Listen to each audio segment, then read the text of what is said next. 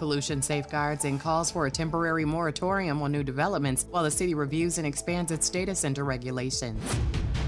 An apartment company is denying discrimination allegations after a viral poolside encounter involving a black father and his sons. Arden Living says employees were enforcing property rules, while Leo Sullivan maintains he was unfairly questioned about whether he belonged at the complex.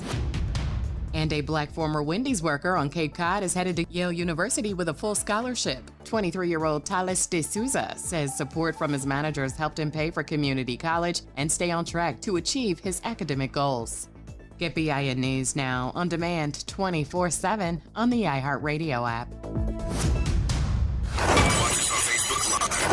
Then hear us on WBOK1230.com.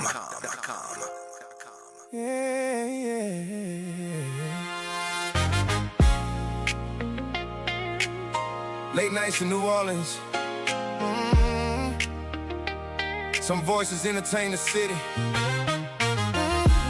Some voices changing. You already know who on the air tonight. Gerod. Gerard on the radio. Whole city vibing slow. Late night lights in New Orleans glow. Everybody listen close. Gerard on the radio. Truth in the speakers for sure. From the bayou streets to the corner store. Whole city locked in.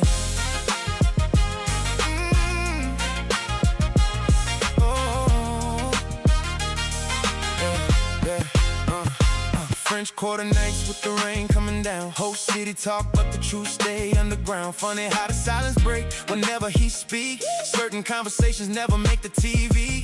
Voice through the speakers got the whole city tuned. Higher ups nervous every time he hit the room, cause he say what the people been feeling for years, bringing light to the stories they don't want us to hear. From the uptown lights to the night war pain, every word hit different when it cut through the rain. Everybody know the truth, just never said aloud, till Gerard hit the airwaves and it shook the whole town.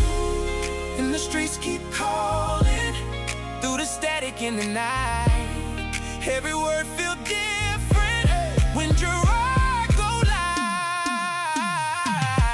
Gerard on the radio. Whole city vibing slow. Late night lights in New Orleans glow. Everybody listen close. Gerard on the radio.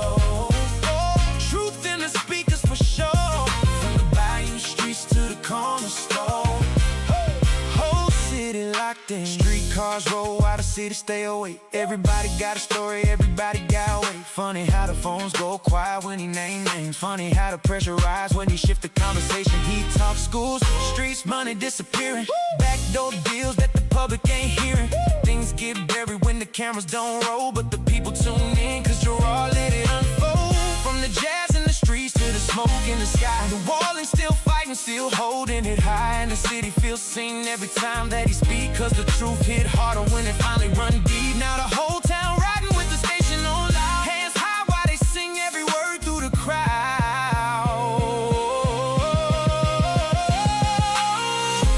Can you feel the city breathing? Every late night conversation. Through the speakers, through the rain. Ooh, New Orleans, don't sound the same. Gerard on the radio. Whole city vibing slow. Late night lights in New Orleans glow. Everybody listen close. Gerard on the radio.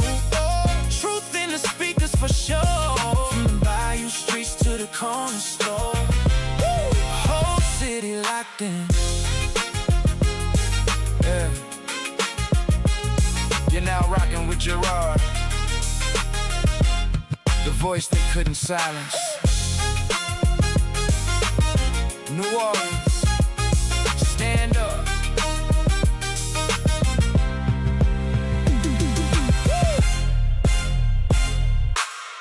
Whoa, now. What's going on, good people? Welcome to Thursday. It is Thursday, and we up in here, the elaborate one, Oh, elaborate. Now, Yeah, have I a gotta new come, adjective. I gotta come You up got with a new new adjectives. thesaurus? That's right. Okay, new every thesaurus. once in a while they tell me, think of a new word. That's all right. You're doing okay. Elaborate one is in the building, y'all. Suzette I am Bagnaris. here. I am here. How you doing? I am doing well. Thank you for asking, Gerard. It's hot. Oh, my God. It's so hot. I was coming into the studio, standing outside the door waiting for entry, and I was baking as I in this black jacket today as I was waiting to come in. Okay. That's nice to wear a black jacket on one of the hottest days of the year. I You didn't didn't expect know. to be standing outside. You didn't know. It is what it is. And then everything rolling at the law firm. Good Lord. It's been busy. We have people coming in to sign their release documents on Hard Rock. We have Kennedy students who are calling in to get more information about the John F. Kennedy High School at Lake Area class action for the classes of 2019 and 2020, and just a lot of things going on here in the city that people are asking us to investigate, to look into, and to represent them for. That boy did a good job with putting together. That boy Nyron, he put together our stuff on social media. I social saw media. that. He did a great job. Did a good job. Thank you. I young also man. saw some posts on Instagram. So it was very nice. Good job. Well, Good job. You know, you can watch us on Instagram, on Facebook, and on YouTube. So Thank you, Miss Suzette. there you go. And on I YouTube. mean, And we might be coming to Thread soon. So You keep good. your eye out. Keep your eye out. Wait, what you talking about? because it seems like you forget all of our other extremities. Me? G. Yeah, I hate to tell you, but you be missing all of our other extremities. Let me tell you, I think I that could you're have going sworn to I see. said that the other day. You're going to see You'll a say whole Facebook, lot from it doesn't stop. WBOK and 107.1 FM in the next few months. We are going to be. Oh, we going out. We're launching. We're launching, baby. We so going just out. pay attention. You're going to see us everywhere. Everywhere. And we're gonna be out there. Our theme is gonna be we outside. Yeah. I think that's a great thing. We outside. We outside. We outside. We gonna be in the vet with Suzette. Also, let me say this. We literally could do that. I want to say I know, this. it is If true, you're huh? a small business. Can I drive though? I just ask him. Oh, my God. And, He's already panicking. He's probably going to text me right now. You know what? Tell him, never mind, don't ask, because I know his answer. Oh, look, he's probably texting right now. And there's an expletive that's Right. going to be involved. If you have a small business, we are about to launch a lot of small business initiatives in Yep. partnership with WBOK that will help you to organize your business legally, to make sure you have all your paperwork in order, that will educate you on how to make sure that you are legally compliant. We also will be offering advertising packages that are going to be extremely reasonable because we want to help you to get branded. We want to help you to be able to be across multiple media platforms, and we want to help you to really launch your small business. So start getting ready. Listen for the dates. We're going to have some upcoming initiatives that we really want you to be a part of. Got to be there. There's so many folks over the past several years that have asked, when y'all going to do Small Business Thursday? Well, we came up with the idea that it doesn't necessarily have to be on Thursday anymore. We can do it on whatever day we want to do it. It's not going to be at the same place. We're going to set some standards and make sure that we're at different places. But we need you to call in, give our producers your name, the name of your business, a telephone number that we can contact you just to let you know what time that you need to be there so that we can do the interviews. All right, we're going to do some small business mixers. Yep. Because, collaboration is key. You may sell one thing, somebody else may sell another, but you all could do a collaboration that takes your business to a whole nother level. So, that's what we really want to do. We're going to do some things in partnership with the Black Chamber of Commerce. We're going to do some things in partnership with Zulu Social Aid and Pleasure Club. So, if you want us to do some things in partnership with you, shout out to us. Let us know. Call Nyron. He'll take your information down and we'll make sure to get back to you. Get it in quickly, because we're not telling the date yet, but we need to know, can we fill this thing up? Can all these little small businesses be like, man, we can't do this and we can't do it? Yes, you can. Yes, you can. We gonna do it. We gonna make sure that you do it. We're gonna set the standards, and all of our small businesses that are in New Orleans, because we got plenty of them that say, well, we don't get the publicity like the big guys do. Here's your chance. Here's your opportunity. We're also going to be doing some partnership on voter registration. So I want you to listen for that too. I mean, we're about to get very active. So you let us know. And if there's another issue that you want us to tackle that you think deserves our attention, that you really want to collaborate with WBOK on, a community initiative, let us know. And we will definitely bring it to our general manager for consideration. All right, let's talk about a couple of things that have happened in the city. One of which I had to look at and say, is that going to be one of those things to make us go, that's a good idea, or it's not such a good idea? And that is looking around and saying that we're going to take, I guess, the initiative with this new facility out there on the river, which is going to be called affordable housing. It's been championed by Councilwoman Leslie Harris, and I stand with Leslie Harris on this because of the fact that she went outside of the regulars to go get the people that she needed to get this thing done. And it looks like even some of her own folks turned their back on her like she didn't know what she was doing. Councilwoman Harris may fool a lot of folks because she looked like she's a little young girl. Ain't nothing wrong with looking like you're a little young girl, but she's a grown woman that's a lawyer.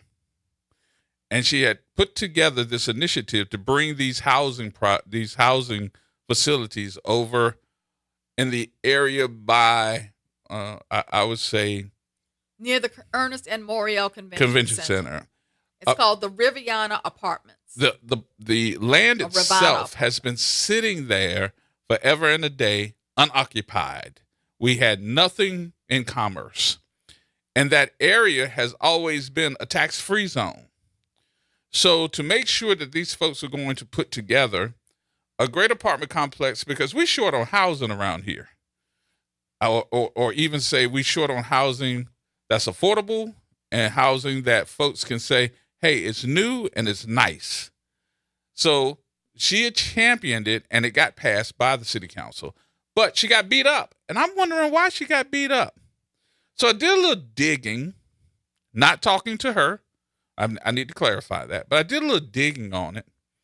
And I said, oh, you didn't bring the regular folks to get a piece of the big old pie when it come down to the construction, when it come down to doing all the different work. You brought the folks that did a whole lot of the bids for lesser, instead of going to get the big boys that were going to charge a arm and a leg and always gets the projects. So they're beating her up for it. Well, I think they're beating her up because of the location. That too. This is a prime location. That's been a prime location for how long? For 20, 30 years? Well, it's always been a prime location. It's on the riverfront. Mm-hmm. So you're talking about the Ravana Apartments. They're an affordable housing component of the River District development near the Ernest and Morial Convention Center. Councilmember Leslie Harris has been one of the most prominent champions of the project. The project calls for 220 affordable units within the larger River District redevelopment. Mm-hmm. In July of 2026, the New Orleans City Council approved a 40-year pilot tax arrangement, a payment in lieu of taxes structure to help make the project financially feasible. Harris described the approval as the final piece of the financial puzzle needed to move the Ravana development forward. But what makes this politically interesting is that the River District itself has generated controversy. It has been developed on land owned by the convention center. Mm-hmm. And Harris has defended her support for the broader redevelopment in substantial part because of the affordable housing promised as a part of it. Now, think of this is 220 affordable, quote unquote, apartments. Mm-hmm. What does affordable mean? Po people. Well, affordable at 30% of area median income is very different from affordable at 80% area median income. So we are told that the clearest public example they're finding is a person earning $32,000 per year would pay about $997 per month for a one-bedroom unit at Rivanna. Developers told the news media that rent on the affordable units would be capped so that a tenant pays no more than roughly 30% of your household income. So that's what these apartments are supposed to be. Yeah, so the rent depends on income. Developers have given that example that I just gave you. So, I guess I'm going to leave that to you all to say, is that affordable? Is that where we are? I think it is affordable in the grand scheme of what rent goes for Right. here in New Orleans right now. So think about something else. 30% of what that property should be going for, right? Is that what you're saying? 30% of your average Median income. in your Median household. income in New Orleans average is what, 38,000? Of your household income. 30% of your Household income, 38,000. That's the majority. So, You're looking at about $1,000 a month or so. okay. That's before your utilities, before your your other things. So if I can afford that, and I also have other help, HUD, Hanno, some other type of agency to give me money for it, yeah, I can afford it then. I think the rub on this and why Leslie's getting so much pushback is that because right next door to this, in that same general vicinity, you have condos selling for $700,000 to $3 million. And they building that right at the end of the convention center and the entryway to what is that, Mardi Gras? Yeah. Mardi Gras You're World? also talking about a rather congested area because you already have a large stock of apartments between Chapatulas and I don't know what that other street. I guess that would be I don't know what the other street is, but there's a big apartment complex there already that borders this apartment complex. So now you're adding to the affordable housing stock in a centralized area. So, I mean, I can understand why some people are concerned about this. We've seen how a lot of apartment complexes that are affordable put together has impacted New Orleans East, for example. And I think that some of these uptown residents who own homes, who own condos that are in the price range of $700,000 to $3 million, are concerned about their property values, about congestion in the area, and they are concerned that they too will become like the property owners in New Orleans East, who feel like they have been inundated with Section 8 and low-income housing all around their very expensive homes. So I see both sides of this issue. However, this is going to be great for people who are working in the hotel industry, who are working at the convention center. This is going to be a wonderful thing for them to be able to have affordable housing within walking distance of their jobs. Yep. So this is a great thing. Now, how many people are going to take advantage of this, though, and try to Airbnb their apartment? Because it's right there. Will they be able to do that? They should not be able to do that, but people do this all the time. This is a major problem in Houston. People are Airbnb-ing or verbal, whatever that stands for. They're subletting these things out to people for short-term rental, Right. and they're not supposed to, but they do it all the time. So let's see how many people try to get away with that too. I don't know. I'd like to know what enforcement mechanism Leslie's going to have in place to prevent that. Probably had to get them qualified for it, and then also be able to say that you signed some type of statement saying you can't do that, and that's subletting. Right. So you can't sublet your apartment. And I know some apartment complexes that have done that, stop you from subletting your apartment or letting someone stay there and just pay you to stay there. That too is a form of subletting, but it's usually under the table. But I do think that New Orleans does need, and probably New Orleans East in itself, need new apartments.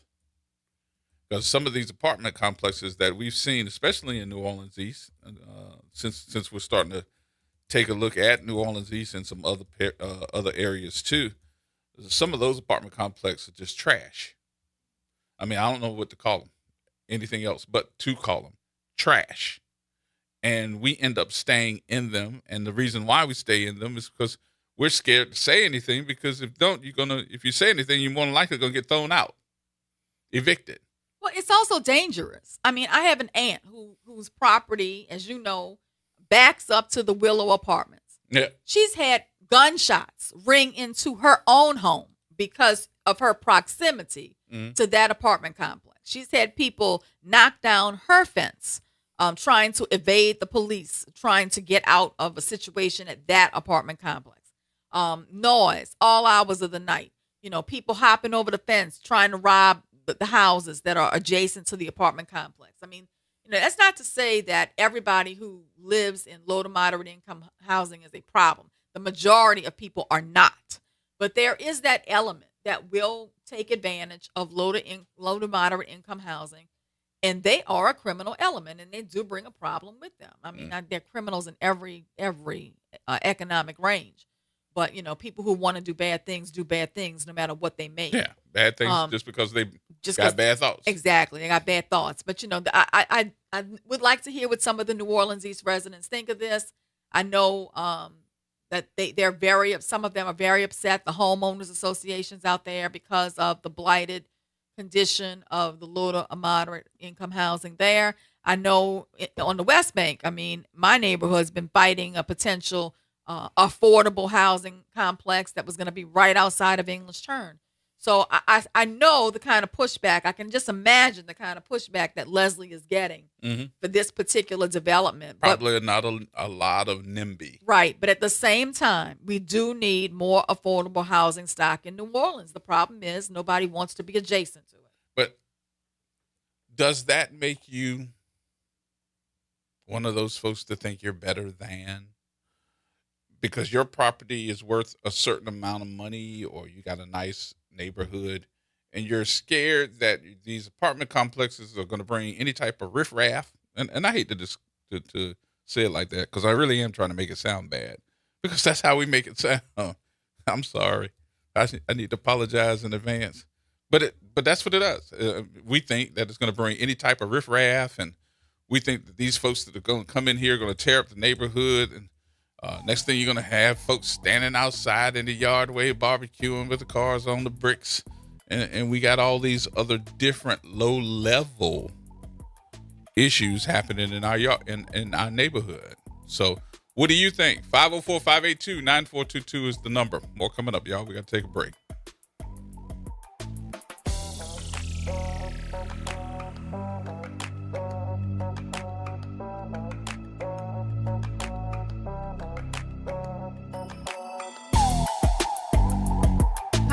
My name is Shirley Simon. I am Dr. Brenda Jackson. Hello, my name is Linda Payson. We are all members of the NAACP New Orleans branch, and we would like to invite you to our President's Legacy Breakfast. The President's Legacy Breakfast will be held on Saturday, August 29th, 8:30 a.m. at the Hilton Riverside Hotel. Get your tickets today at eventbrite.com for $100 or call the NAACP at 504-434-8965.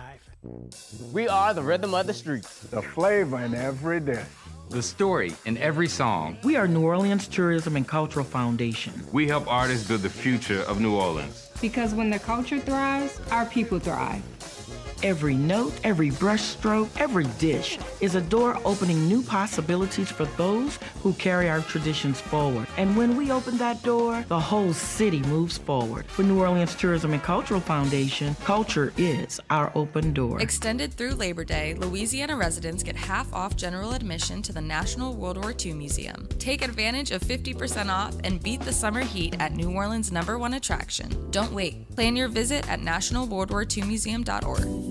Did you hear the news? Dr. Clark's 101 The Living Classroom has a new time. Catch us now every Wednesday at noon. Same program, same great conversations.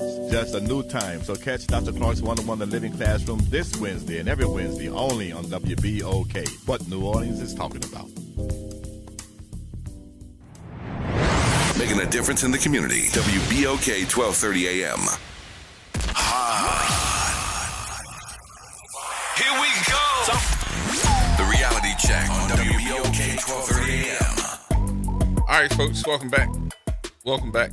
Thursday afternoon, the extraordinary one. Is that another one? No, that was the same one you used earlier. I'm Is going to it? get you a thesaurus. I'm going to bring it. All right. You know, I can't go too deep. Kevin?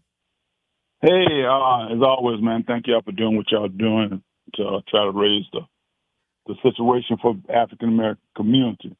I heard y'all talking about the new complex they're trying to start up on the riverfront, and that's a wonderful thing because we need housing. But also, y'all mentioned something about the concerns about bringing in those low-income elements in the community, which is a real thing, and you can't avoid the evidence of what's happening when they close all those public housing developments and then they put them in apartments and they start tearing it up. Now, a large part of that is because the people who own those properties really weren't equipped for that element, to manage that element.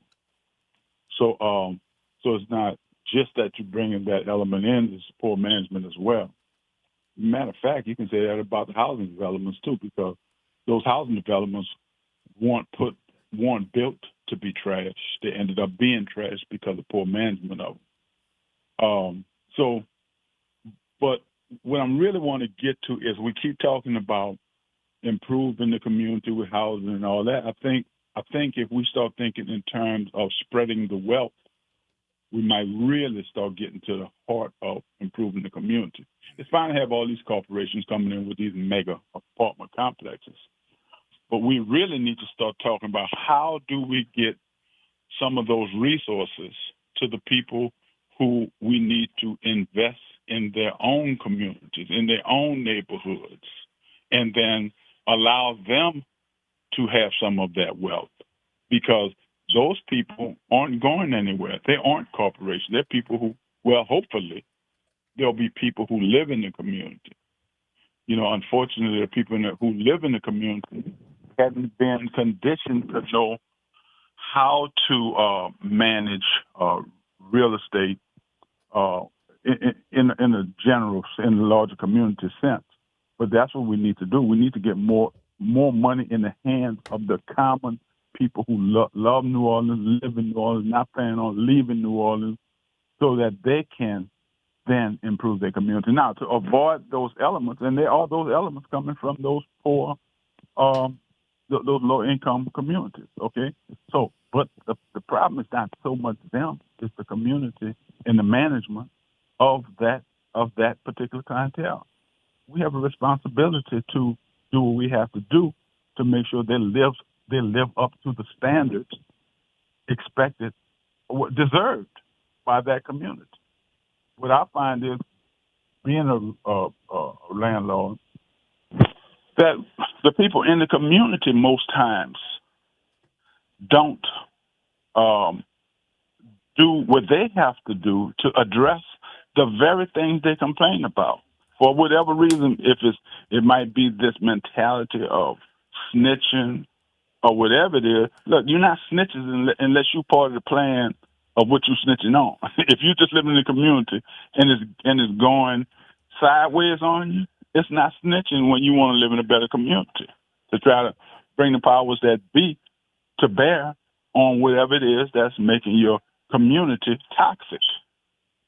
So we have to start talking about how to get money to the regular citizens in the community, so they can have resources to build the community that they live in, and how then to make sure that we can bring the force of government to make sure that the element that will destroy any business who trying to run, particularly the new people who new to real estate, run them out of business because they're bringing a poor element to the community. We need to talk about those things, or else, we won't get enough people get money in their hands to make a difference.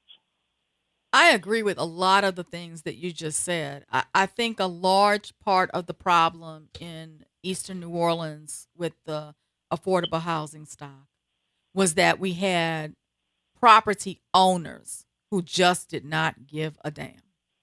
And they were not investing in upkeep and maintenance of those properties, which made the housing stock deteriorate. So a lot of the responsibility for the conditions of those apartment complexes did fall on the owners and the management companies that manage them, and not necessarily on the tenants. Having represented over 200 families in 5 of those apartment complexes in New Orleans East, with a New York property owner who really didn't care, I can tell you that a lot of those tenants took great pride in their units. And when you stepped inside their units, even though the condition of the apartment was beyond their control, you could tell they still had pride in their unit and did the best they could with it. So you're right. There's a large responsibility that falls on the property owner and management company. I hope that this is a reputable one that's going to manage this Ravana development. But also, I think there needs to be a lot of screening of the potential tenants that are going into that development. As a landlord, I can tell you that screening a tenant is very, very important. We try to do our best to make sure we really are knowing who's moving into our units, because some people just come in your unit and tear it up. They just destroy it. So I think you're right. It's 2 elements. It's screening great tenants, but also having responsible property owners. And I'm hoping that that's what's coming to this Ravana development. All right, Kevin. And the big thing, try to get more money into the hands of the people, of the citizens that live in these communities. Correct. But that would require them to do some economic development strategies from City Hall. We need more businesses that pay a livable wage. So that's an economic development strategy that they need. Yep. They need to listen to Mr. Janusa, who was here. Yep. Yeah. All right, Kev. Thank y'all. Thank you, brother. Yep. Well, how do you cut out NIMBY? Not in my backyard. How do you cut that out? Oh no! Look, wait. Let me. I know what you're gonna say. You know what I'm gonna say. Because you can't wait to get this one out, because you just sat up when you said it. But the structure, new structure that's going to be built, does not mean that it's a bad complex. I think you answered the question too by what you just said, talking about screening the people that are a part of that complex. Now, my question to you and everybody else here is, are you fighting against the complex or the element of people that the complex will bring? Neither one. I'm fighting to protect my own property value investment. And how would you do that? So, for example, a person who owns $1 million home in the city of New Orleans is paying approximately $12,295 a year just in property taxes. A person who owns a $2 million home is paying $25,494 in property taxes. And a person who owns a $3 million home is paying $38,693 in just property taxes. That's not including their probably $5,000 a month house note. But that's in your $5,000 making that kind of investment. and you're making that investment because you're trying to create a legacy to leave behind to your children and your grandchildren, you don't want a situation where your property value is being brought down by riffraff. No, by a deteriorating housing complex right next door. So you need to put that type of standards into a complex. But the problem is, city code enforcement in Orleans Parish is garbage. I'm gonna say it, because there's no way that those apartment complexes in New Orleans East should not have been being fined heftily, and maybe losing their license to operate those apartment complexes with the way they were being maintained. But I think a lot of those complexes right now need to be torn down. They do, but the city says we can't tear them down because we have nowhere to put people. But because I've had those conversations, okay? Because what I saw was third world living conditions that people were having to live in New Orleans East. And I kept going to City Hall and talking to city council people saying, how can you allow people to live like this? Finding a multi-billion-dollar corporation that's of investors who are just investors in that property and really want it for a tax write-off, finding them $50,000 is nothing. That's a slap on the wrist. You might as well fine them $1, because to them, they'll keep the housing stock deplorable and just pay the $50,000 fine whenever they get it, because it's just a cost of doing business. And that's what was happening in New Orleans East. There was one apartment complex that had absolutely no fire detection system, no sprinklers, no nothing. I mean, a real hazard to the people who were living there, and they slapped that owner with a $50,000 fine. That is meaningless.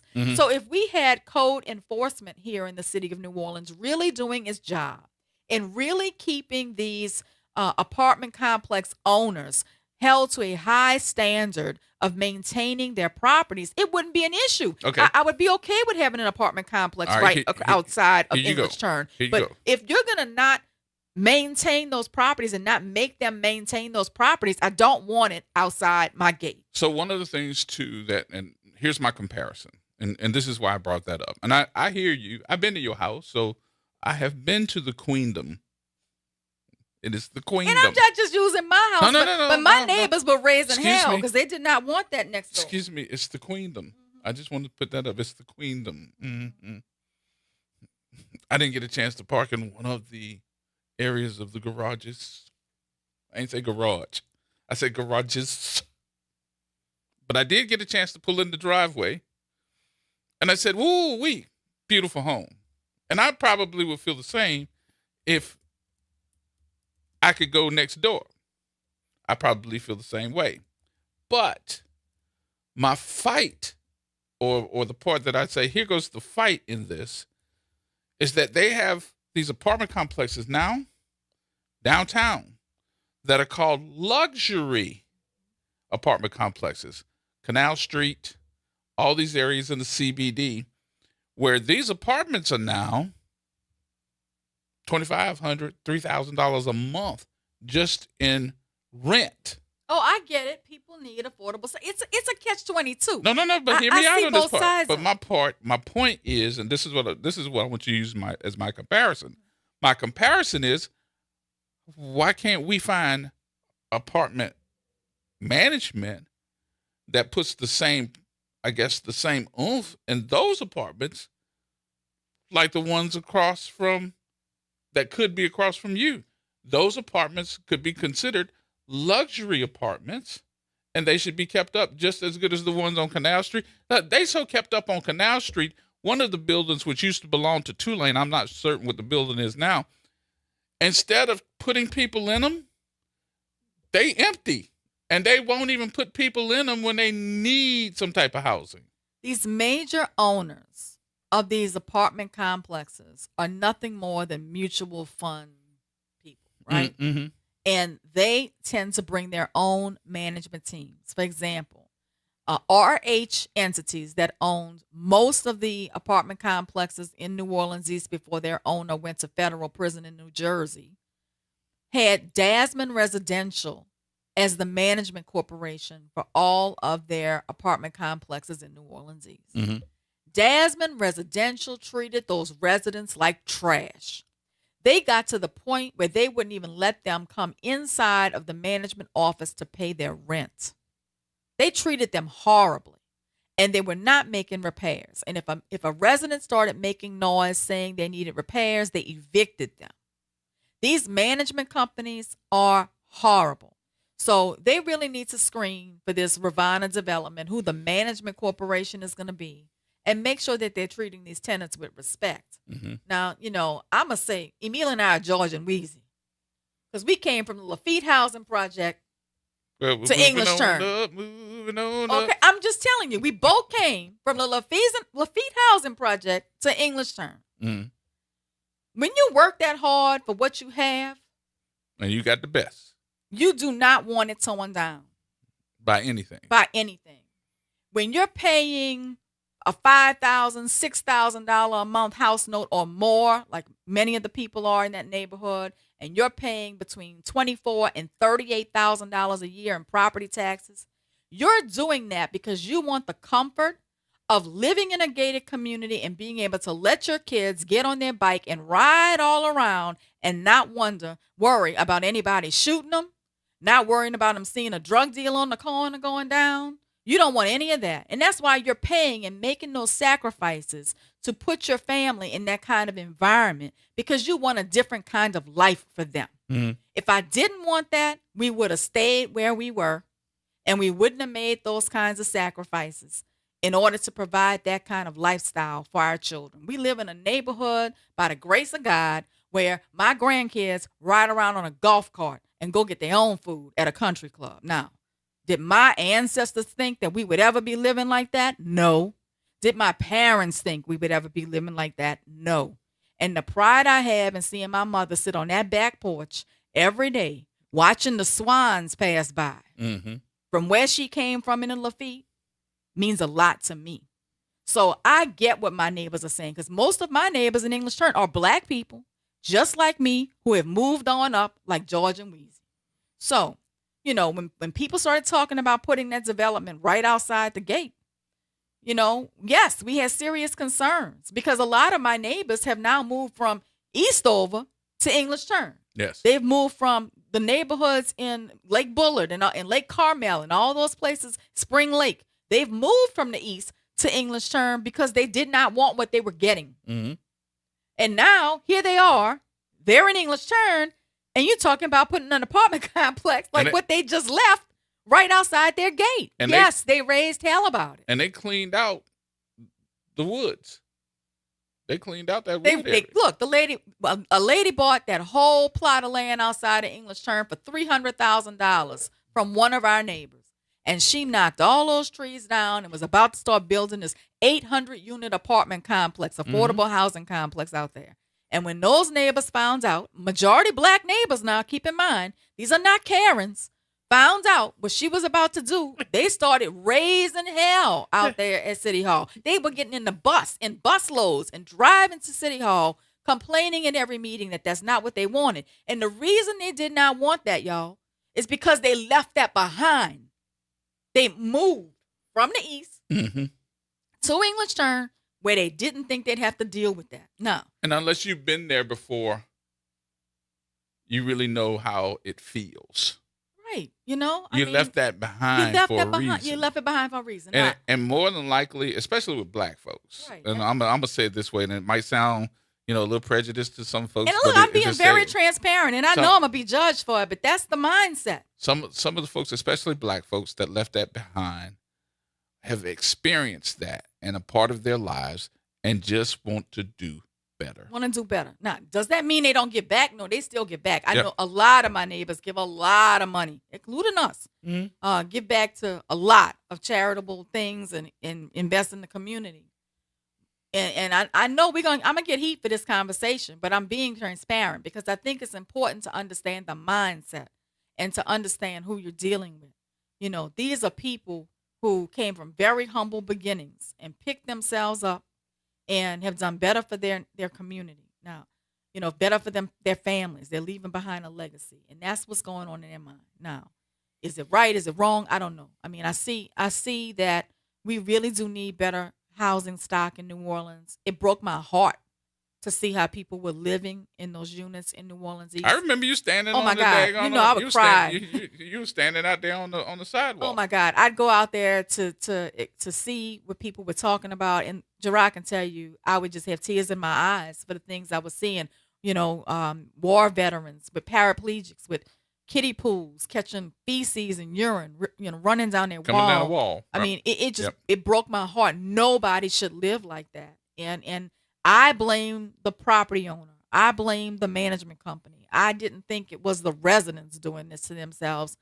So, in a way, are you penalizing good people for the harm done by the property owner and the management company? Yeah, that's probably what it really is. Yeah. You're penalizing good people who just want what you want, a safe place for their family to lay their head at night and to do better.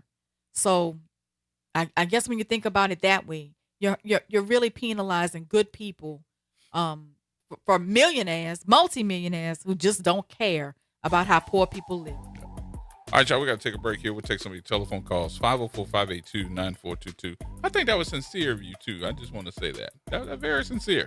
I saw your heart on the microphone just a minute ago. Well, yeah, because I'm really, I try to think things through, and I try to be transparent. Y'all know I try to be vulnerable here. And that's really how I feel about it, and that's really how a lot of my neighbors feel. All right, more coming up, y'all. Get your calls in, 504-582-9422. More coming up in just a minute.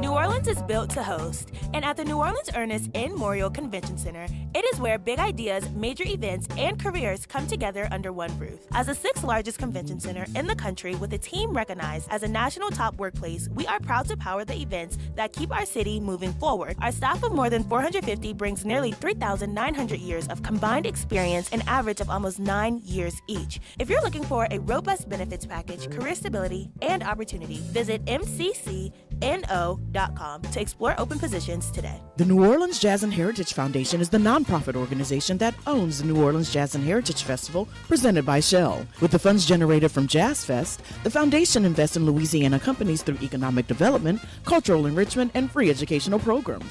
To learn more about what the New Orleans Jazz and Heritage Foundation does, please visit www.jazzandheritage.org. For 5 years, one event has brought our community together around one goal: better health. I'm Judy Morse. Join the Urban League of Louisiana and presenting sponsor Oxner Health on Saturday, August 15th from 10 a.m. to 3 p.m. for the 5th annual Big Health event at the Ernest M. Morial Convention Center. Enjoy free health screenings, free admission, free parking, and activities for the whole family. The Big Health event. One day, one place, all health. This is Gerard Stevens. And I'm Suzette Bagneris. Each weekday from 4 until 6 p.m., join us for the Reality Check. We talk about news in and around New Orleans each weekday, 4 to 6 p.m. online. And 12:30 a.m. and 107.1 FM. The Reality Check on WBOK, 12:30 a.m. and 107.1 FM. WBOK. Better pay attention. Powered by Cox Business. Here we go. The Reality Check on WBOK 12:30 a.m. Say, bro, why you bouncing? I heard that amazing promo. Did y'all hear that? How you like that? Good. How you like us now? How you like us now? I told y'all, watch WBOK. We coming up, baby. Like George and Wheezy. We coming up. Started from the bottom, now we're here. That's right. We moving on up. What's going on, good people? It's Thursday already. Can you believe that? This week absolutely went away quick. Flew by. Yep. Can we take a minute to talk about this prosecutor Jordan Ginsburg in the LaToya Cantrell federal case? You want me to sing the song? Oh, go ahead. What's the song? I can't sing the song. I'll tell you later. I'll tell you off air because you're going to be like, I can't believe you said that on the air, but I'll tell you later. I left home to be with my side piece. I've been. Is that what you were going to sing? That's even better. I left home to be with my side. How in the world? This New Orleans is not real. It's not. How can you? And I'm sorry, he's gone from the DOJ, right? He is gone. His name is Jordan Ginsburg. Catch the name. Mm-hmm. That means he's some kin to somebody. Yes. And the timing of this makes this a major issue in the former Mayor LaToya Cantrell federal case. Ginsburg was one of the lead federal prosecutors handling the Cantrell Jeffrey Vappy prosecution and had previously headed the Public Corruption Unit in the U.S. Attorney's Office for the Eastern District of Louisiana. How ironic. On July 11th, 2026, U.S. Attorney David Corsell placed him on administrative leave pending an employee misconduct investigation. The government also moved to withdraw him from the Cantrell case. And today, August 13th, multiple media outlets are reporting that Ginsburg is now out of the Department of Justice altogether. He done lost his job, y'all. It is not yet publicly clear whether he resigned or he was fired. Either way, they told him he had to go. They told him he had to step down for 30 days. That was just for them to get all the paperwork done and get the media off of you before you had to, But the irony cannot be lost on us. What makes this explosive is the reported nature of the misconduct. Sources have described the investigation as involving an alleged inappropriate workplace relationship with a subordinate. That is exactly what Cantrell is being accused of. So here he was, prosecuting her for the same thing he was doing. He was playing with Mr. Happy. That is hypocrisy at its best.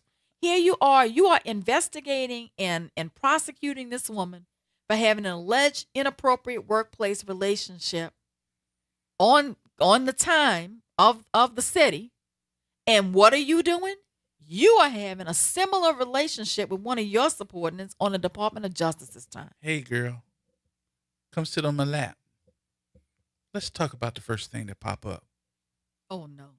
The government is prosecuting Cantrell and Vappy on allegations that, among other things, they exploited Vappy's employment relationship and Cantrell's governmental authority to facilitate and conceal a personal and intimate relationship. Isn't that the same thing? What that song is out That there this now. man did? It's the same thing, y'all. And DOJ alleges they used public resources, concealed the relationship, deleted evidence, and obstructed investigations. Y'all. Can Ginsburg just hold up the mirror? Because that's what he did too. I don't think he was trying to hold up no mirror. I think he was trying to hold up something else. Whatever he was trying to hold up. What the song is? Can you play with my ding da da da? I'm just gonna turn off Gerod's mic, y'all. I'm gonna turn off Gerod's mic. My thing about I'm gonna turn off his mic. But let me just tell you, I mean, hoo-ha. The irony and the hypocrisy of this cannot escape us. Mm-hmm. I mean, when the institution that possesses that level of power, the DOJ, in its own ethical house, it should be cleaner than everybody else, right? How do you go to court knowing that the person that put you there in the first place was doing the same thing? But how does that not come up in court? And who knew? You ever work in an office building and everybody in that office building knows? Oh, they knew what's going on. You can't tell me the other co-workers did not know what was going on. And nobody is saying that LaToya Cantrell should get a free pass because a prosecutor behaved badly. But neither does the federal government get a free pass. I mean, when you're standing before a judge asking them to judge somebody else's integrity, your own integrity becomes relevant to the public's confidence in the process. So the question isn't whether Ginsburg's alleged conduct makes Cantrell innocent. It doesn't. Does this come up in her trial? It will not. I bet you they file a motion in limine so that the jury never knows about this. And I'm sure when they're screening the potential jurors, they're going to ask, has anybody heard anything in the news about any of the former prosecutors on this case? Now, there's going to be somebody on that jury who's not going to raise their hand act like they didn't know and read all about it. That happens in every case, right? They want to serve, so they don't say anything. So it does not come up. No, they're going to file a motion in limine to exclude any reference of that to the jury. But that's not fair. Happens in every trial. There are issues in every case that lawyers want the jury to hear, that pretrial motions called motions in limine are filed on to exclude the jury from ever hearing that evidence. And the court typically rules on motions in limine within 30 days prior to the trial. So, there are things you think you're getting the whole story, but you're not. There's parts of the story that's not being told to you because a judge has decided, based upon a motion from a lawyer, that issue is too prejudicial and not really probative of the issue to go before the jury. I think this is what they're going to raise. I think they're going to file a motion in limine to keep this out. But, I find that jurors, I'm never shocked. Jurors will say, oh, no, I don't know those people, and they know them. Or they'll say, I didn't hear anything, and they did. I mean, it happens. It happens. And I think they are going to ask them the question, have you heard anything in the media about this case that has swayed your opinion one way or another? And we'll see where it goes after that. I just don't think that anytime you look at situations like this, you're already going in persuaded that she's guilty. And then if I'm the defense, I want to be able to say, oh, okay. So evidently the folks that are on the defense side also felt that nothing was wrong with this. But look at the hypocrisy. It would be great if Cantrell's lawyers could say, look, you spent years scrutinizing every text message, trip, personal relationship, and alleged deception involving Cantrell, but now tell us what's happening inside the prosecution team itself. It would be great if they could do that, but I doubt very seriously that the federal court judge allows them to do that. And they're going to file immediately beforehand. They're going to file a motion in limine. They're going to file many motions in limine, both sides, and then the court will rule on those issues before the trial. Well, I hope I get on that. I do want to attend this trial. I just want to go watch this trial unfold. Mm-hmm. We've been covering this issue before it even became an issue, and I just really want to see how it all unfolds. We're going to drive up to the remotes in the vet. We driving to the Cantrell in a U-Haul. We're going to show up with a booming box, singing my who, ha, ha, ha, ha. I'm not singing with you. He looks at me. I want y'all to know he does these things. I want you to join in. And then he looks over at me because he expects me to do some of this foolery with him. Yeah. And I just don't go there all the time. Mahoo. No? No. Okay. I do want to mention this story that's in the news too, because it does affect a lot of black folk. So Howard University is having some issues. First of all, they unenrolled 502 incoming first-year students shortly before the fall semester because the university said they had not satisfied their tuition payment plan, financial aid, or scholarship requirements by its July deadline. And that was roughly 1/5 of the incoming class. Some of them were re-enrolled, right? So some of those students, 200 of those students were able to re-enroll, which meant 302 students were turned away right before school started, scrambling to try to figure out if they could get in anywhere else, right? Yesterday, there's this report that Howard has given early retirement packages to some 600 of its professors and administrators, offering them an opportunity to retire early and take a severance package. Now, if Howard, one of our most elite HBCUs in the country, is struggling, to me, the significance of this story is how are the others surviving? Because Howard typically draws people from all over the country. They have no problem with enrollment. Their tuition is among, one of the highest for an HBCU in the country. they shouldn't be having these cash flow problems, but they are.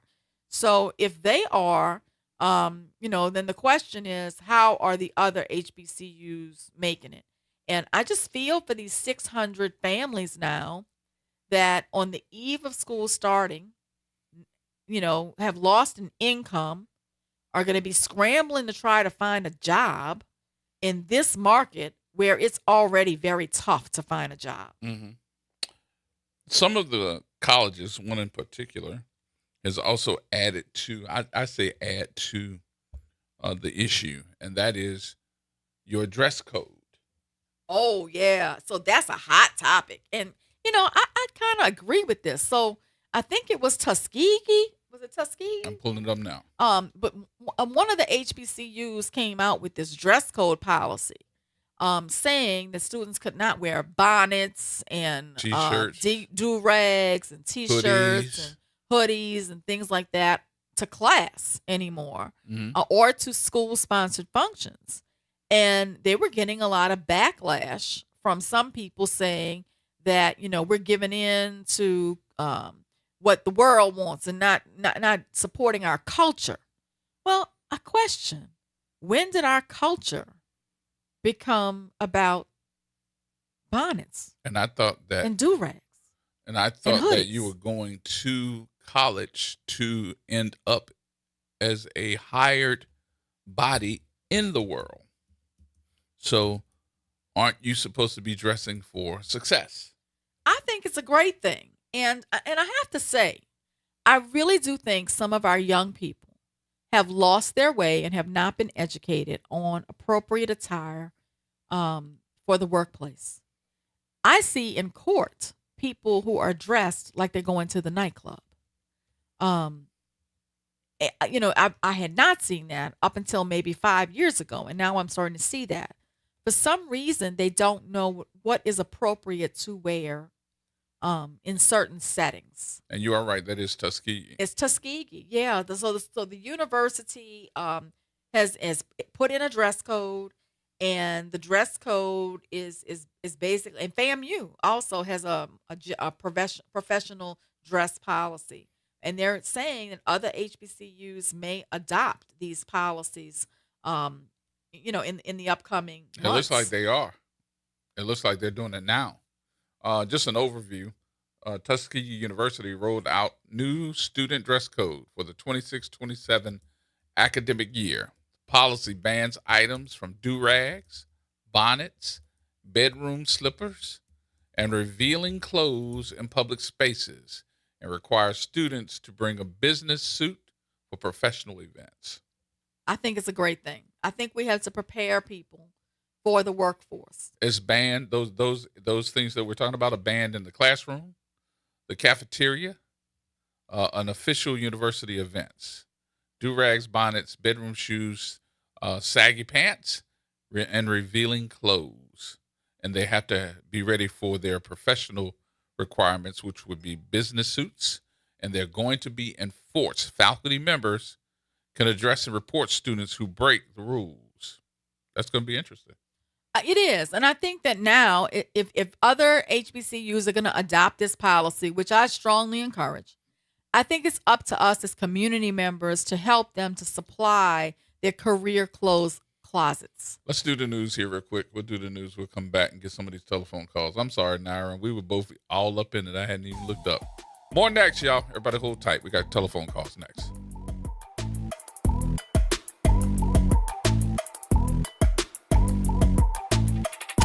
From the campus of Xavier University, WBOK Go and Equity Media Station.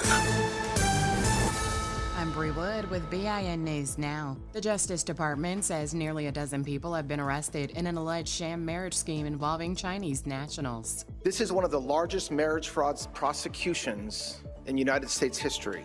Attorney General Todd Blanche claims the operation arranged more than 1,000 fraudulent marriages in exchange for payments, helping participants obtain green cards through fake relationships. A Denver City Council proposal to begin meetings with an acknowledgement of slavery and forced labor remains on hold. The measure has been tabled for a second time, with council members expected to revisit the issue in late September. And a GoFundMe has been launched for the widow of actor Malcolm Jamal Warner. Organizers say Tanisha Warner has faced financial challenges since his death and is currently involved in a legal dispute over the late actor's estate and family trust. Get BIN News now on demand 24/7 on the iHeartRadio app.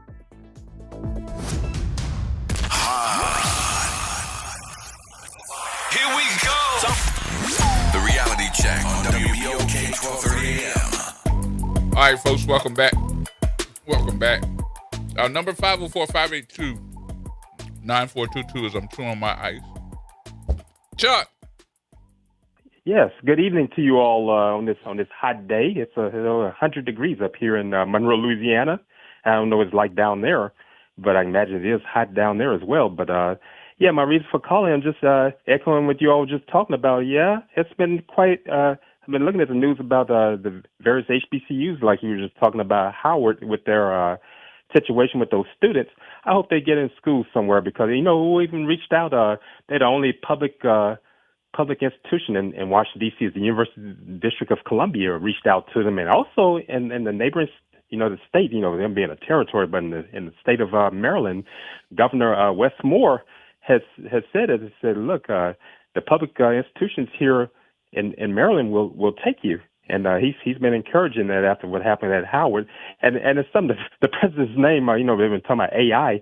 That's his name. He's a medical doctor, and he's from Trinidad. He's a graduate of Howard. He was president before what happened. He's really interim president now. Dr. Wayne A.I. Frederick. That's his name, and people are making jokes about it, but they're saying talking about AI on these campuses now because they say they can't reach anyone. And I just wish the best for all these young people, and it show that hey, look, you don't have to go to these institutions like that. Schools like that cost that's expensive. I know where you all are now. That in the private institutions, you're gonna have high tuition like that. They're telling you, say, hey, look at these public institutions. You get taking the same thing for a lower price. And also, you're just talking about Tuskegee situation. Yeah, I saw that with Tuskegee, what they have in place. Hampton University's been had it for years. It was the dress code of them, Morehouse and Spelman. And even I just look back, I look at some pictures of Tuskegee back when, the Commodores came from there. And I was looking at a picture of Lionel Richie when he was a freshman there in 1967. He had a suit on with glasses, and he came there with looking like that. When he left there in the early 70s, when he graduated, he had an afro with the Commodores. But he had his suit on. They were dressed during that time. And I look at my own parents at Grambling here when it was Grambling College. You look at those yearbooks. They had mom and dad talked about it. So they were dressed going to class and to the cafeteria and to the football games. So and Chuck, sporting events they were dressed. Yeah. Let me ask you a question because you've given me a history lesson. Yes. Let's come back to today. Let me get your opinion. Should these kids have to abide by a new dress code, or because look on campus? Don't forget we're on campus. We're on the campus. Yeah, you're of right there at Xavier. Yeah. So, and I'm not saying about anybody in particular, but I mean, you could be sitting out there and looking out the window and see it coming and going.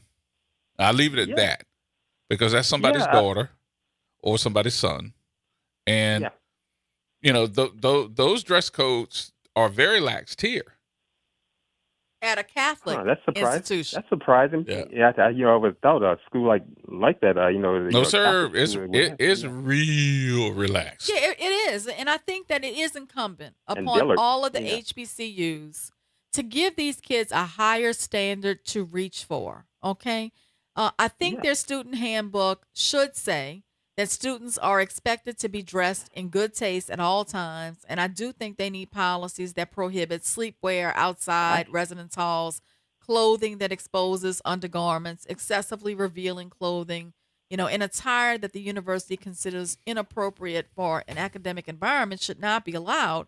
I think it's a distraction from the education that you're there to get. I don't think it helps you to learn how to put your best foot forward in a workspace. I think that you're setting them up for failure. Now, they can still have their unique flair within appropriate dress. You can find your unique voice in your clothing in an appropriate outfit. And I think it's important. I mean, one of the things that I used to teach at an HBCU and I still do teach at Howard Law. Howard Law. Yeah, one of the things I do is I try to dress very appropriately to set a standard for the kids that this is what a lawyer looks like. This is what professional attire looks like. And I think that's very important. Now, we got to keep in mind, though, we're talking about, too, at Howard on the other issue, 302 kids scrambling to find a place to go to school. But let's go back before we go there, because we got all these other folks, too. Yeah. So, Chuck, answer my question for me. Yeah. I have no problem. I'm a graduate of a Catholic high school here in Monroe, St. Frederick, and I've always been in uniform. I've spent the majority of my years in Catholic school, and I know, sis, I know you a graduate of Ursuline.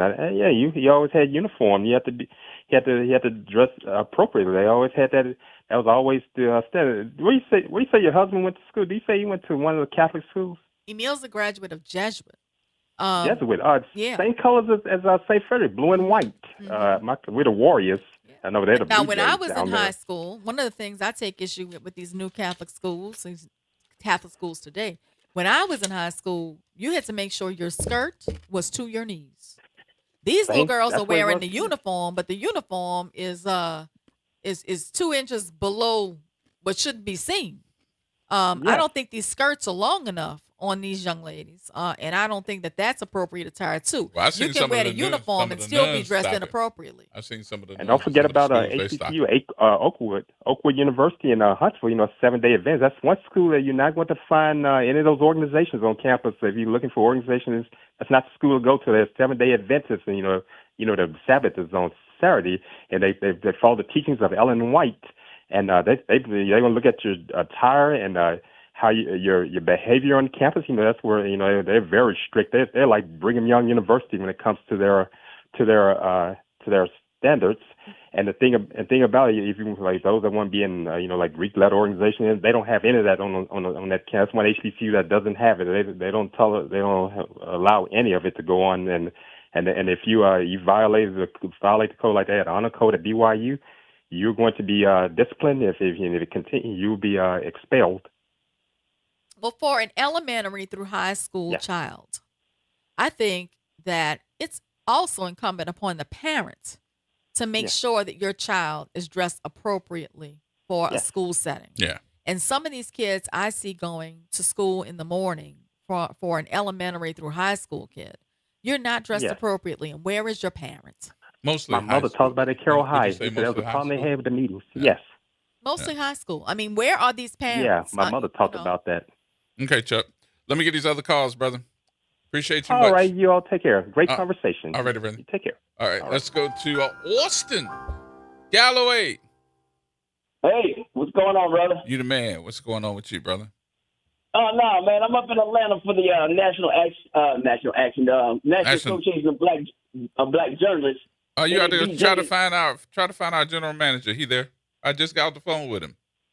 Okay, I'm headed to Morehouse to watch. You talking about dress codes and stuff, and I tell everybody you ought to come see these young freshmen going to Morehouse for their orientation. Mm-hmm. And from the way they're dressed, and they have the upperclassmen on each side of them, and they walk through the gauntlet going into the Martin Luther King Chapel, tell them somebody trying to sneak into my house, Morehouse.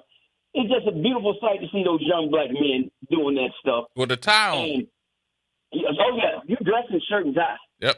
Now, my only question with the dress code, I don't mind it at all. Because when I went to college in the 90s, I had 3 other siblings in college, so that made me number 4. Clothes and money was scarce. But I'd be daggone if I went to class with a do-rag, showers, shoes, whatever the crap they wear nowadays. Mm-hmm. But my only question is, where does it stop? I hope it stopped at clothing, because we just had to fight tooth and nail to get our hair not be judged. Now, I have locks. My locks, I keep them neat and clean. They go past my shoulders. So many of our people have been denied opportunity for jobs because of hair. So I think the uniform is great, but let's stop it at the uniform, because our hair is our culture. You see the hairstyle that these kids have now. Yes. It look like they don't comb their hair. Are we going to start doing that? That's the only question that I have. You talked about Howard. For 4 years at Howard, it costs $139,000 to attend Howard. Tuskegee is $32,000 a year. So you're paying a lot of money. And I get what some of these students are saying. I'm paying my money, I ought to be able to do this, that. No. Come to class, put that daggone cell phone down. That cell phone is worse than anything I've ever seen when it comes to students trying to learn. Some students will even tell you that's where they get their books at, on their cell phone. So I'm all in favor for a dress code, but we got to put a limit on it. I got to tell you, when I go to teach at Howard Law, I am always so impressed by how the students come dressed to class and how their level of preparedness and attentiveness. It better be. You know, I go teach a seminar there every year on building a multi-million-dollar law practice, right? And they are so eager to learn, and they are so eager to network. And so many of them, you know, ask me, give me your contact information. I'd like to follow you. I'd like to talk to you, all this.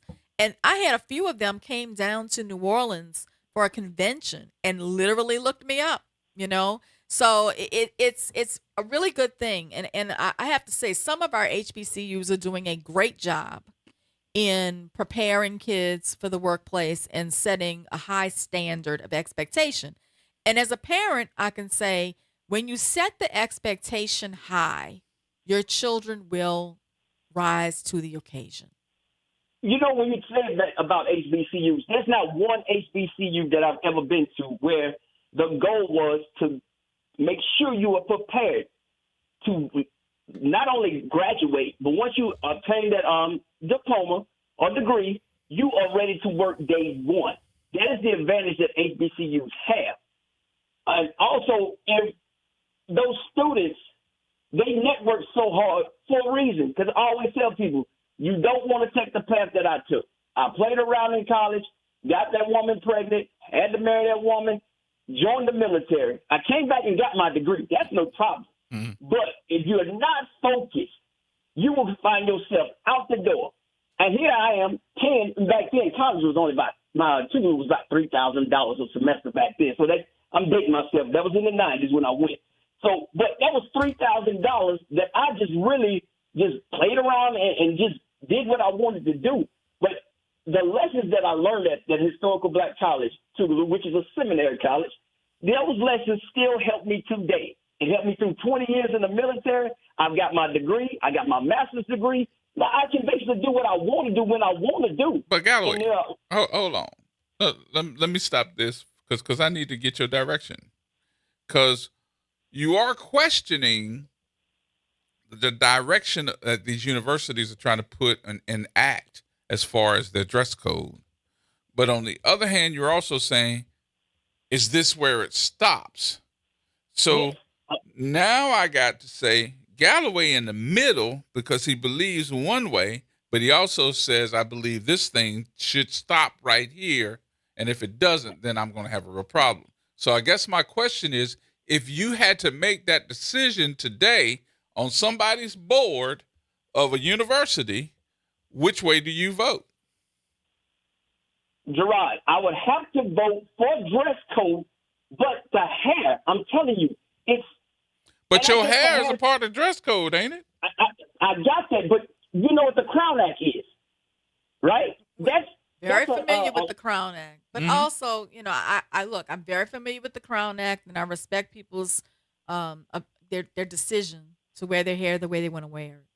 Now, let me be real about this, though. In my profession, you are judged before you utter a word out your mouth when you step forward to the podium. And unfortunately, the majority of the judges in this country are white. The majority of the lawyers in this country are white. And I don't want to be at a disadvantage from my client that I'm trying to do my best for, because my clothing is either violative of court rules or may not be the expectation of the dress code for state or federal court. Okay. So, you know, I'm very cognizant of how I'm dressed, even to the office. I think that I have a duty to set a standard for my paralegal, who's a last year law student, to show her what's expected. I remember when she first started law school, one of the things I told her is the people who are sitting to your left and your right in your classroom are the lawyers you will be practicing against. So from day one, you are developing your brand with them. And because of that, she dresses appropriately. Would you hire someone with a 4.0 as a paralegal that has locks? I'm going to say this. Yes, I would, and I did. She just I did. did. I have one. That's what I'm saying. I do. Okay, so the hair is fine. That's what I'm saying. I Leave the hair would, alone. but I'm going to be honest. I would be honest. If that person were going to court as an attorney, okay, they probably would be judged before they opened their mouth to say their first word for their client. Now, is that right? No, it's not right. Does it violate the Crown Act? Yes, it does. But at the same time, it's the reality of the world that I live in as an attorney. We're still judged by the color of our skin. We are still judged by the color of our skin, by the way we wear our hair, by the clothes we wear. Yep. We're still judged. I went to court. I'll never forget this. I had to go to court in Terrebonne Parish. This was many years ago. And I wore it was a nice casual golf shirt with slacks. You had no tie. No, I didn't have it tucked in my pants. And the bailiff came in the waiting room where all of us were and was talking to us like we owed him money. Oh, I did owe money. Let me tell you this story. In 1995, as a brand new lawyer, I had skimped and saved to buy myself this forest green pantsuit. Loved it. Wore it to court in Franklinton. I'm in the middle of my argument, and the judge says to me, "Miss Bagnaris, what do you have on?" I stop, and I say, "A suit, Your Honor." And he says, "Step away from the podium." So I step away from the podium, and he says, "Are those pants?" I said, "Yes, Your Honor." He said, "You're in contempt, and you're going to give my bailiff $1,000 before you leave here today. Don't ever wear those pants back to court." Now, that was in 1995. But you had pants on. I had a pantsuit on, and I was fined $1,000 for being a woman standing in the courtroom with a pantsuit on. Today, more women lawyers are wearing pantsuits to court. But there was a time when I first started practicing where that was considered inappropriate dress for court. Now, appropriate dress for a lawyer in court includes a jacket. We must all wear jackets of some kind with either a dress or pants and business attire. But, I understand that things evolve because now we're wearing pants. Look at Kamala Harris, right, as the example of that. I even see now lawyers might have tennis shoes on underneath their suit. But we still have a dress code, and we still are admonished and fined if we are not dressed appropriately. Wow. And so, I'm seeing a lot of inappropriate attire, and I'm seeing a lot of people being fined. And unfortunately, the people I'm seeing being fined are Black. Yeah. But the decorum of the people that go to court. I'm going to say, I've been teaching since 2016. There's not one day that I've not stepped in front of my students without wearing a shirt and a tie tucked in with pants, and I've never wore the tennis shoes. I've always wore dress shoes. It's a respect thing for me. But my hair, I guess that's where I got to draw the line. And I can be called a hypocrite. I can take that. But I know that there's so many people that are so intelligent, and because of their hairstyles, they're not being afforded opportunities and they're judged. You had this kid in Texas that he refused to cut his locks. They put him in ISS, in school suspension, for almost the entire year, and his locks met the standard. But they still did not let that young man attend regular school, but his hair, because of his hair. Well, I can tell you, at least once this coming school year, I'm going to get called by a parent whose kid at one of these Catholic schools gets put out for violating the dress code And more likely than not, it's going to be about hair. It happens every school year. Yep. They put dress codes in these student handbooks, and we push the envelope and we get expelled. And I will get a call this year. I get them every year about kids being expelled. And last year, I before last, we got the music. call about the young lady that had the top on, but she wasn't in school. She was celebrating In a that she had just in a graduated. restaurant and Yep. put out. Okay. Hey, thanks for taking my call. Here's the All right, music. Galloway. You tell that federal prosecutor Chuck Berry wrote a song. It was called My Ding-a-ling. Goodbye. Goodbye. More coming up, y'all. All right, Mr. Harold, hold on.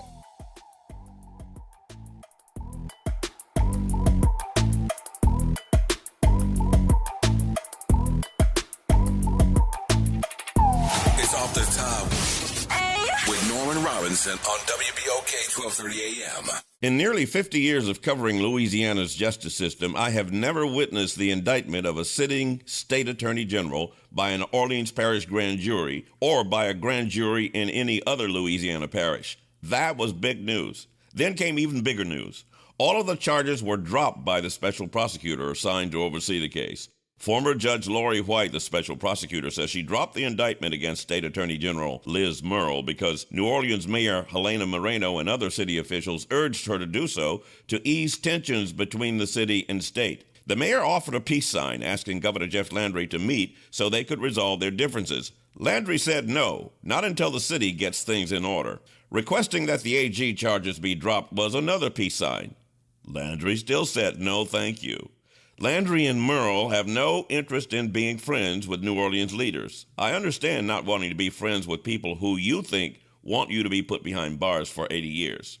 The circumstances and the players are different, but what we have here is the latest chapter in a long history of the bruising political wars between the state and the city. It's not good for the city or the state. Who knows how this latest drama will play out? What matters is whether this legal grudge match helps citizens who want leaders who will improve their quality of life. Now, this unfortunate drama is damaging our state, our city, our judiciary, and our chances for more economic development. It boils down to this. It's a cartoon with characters bashing each other, and it's not funny. We deserve better. This is Norman Robinson, Off the Top. Hey, this is Dave Poston. Be sure to listen to WBOK 1230 AM every Saturday morning at 10 a.m. and Sunday evening at 5 p.m., bringing you the best Southern Soul barroom music with the Southern Soul Weekend Party Mix, hosted by me, of course. I'll be playing your favorite Southern Soul music by artists from all over the South, right here on WBOK 1230 AM or online at WBOK1230.com. The station you listen to longer. Listen to longer. Listen to longer. New Orleans is built to host, and at the New Orleans Ernest and Memorial Convention Center, it is where big ideas, major events, and careers come together under one roof. As the 6th largest convention center in the country with a team recognized as a national top workplace, we are proud to power the events that keep our city moving forward. Our staff of more than 450 brings nearly 3,900 years of combined experience, an average of almost 9 years each. If you're looking for a robust benefits package, career stability, and opportunity, visit MCCNO.com to explore open positions today. What if you could pull up a chair at the same table as your doctors? Join me, Kimber White Dupree, as I welcome board-certified physicians Dr. Princess Dinner and Dr. Darlonda Rayno Harris. For Table Rounds, we're bringing those meaningful medical conversations out of the hospital and into our community. Health topics that matter most, from the health disparities and menopause to mental health and much more. Table Rounds with Dr. Princess Dinner and Dr. Darlonda Rayno Harris. Every 4th Monday at 10 a.m. on the front porch, because better conversations lead to better health.